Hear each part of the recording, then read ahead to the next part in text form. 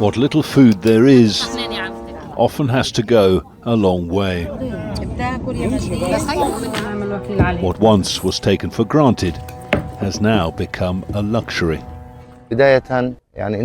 We're facing more than one war. We face the Israeli army with all the shelling and bombardment. We also face starvation.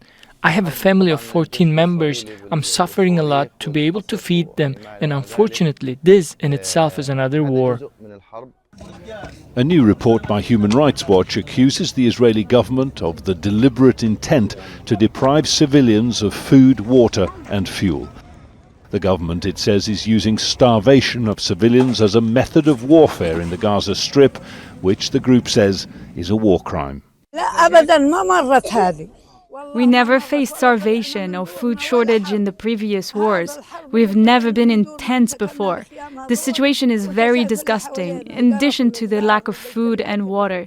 We're human beings. Even dogs and other animals can't tolerate to stay where we are staying now.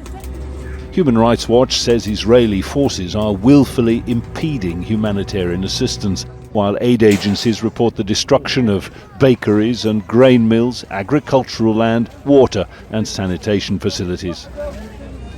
Since mid-November, after Israeli forces took control of farmland around Bet Hanun in northeastern Gaza, satellite imagery shows the systematic destruction of orchards, fields and greenhouses, all reduced to dirt.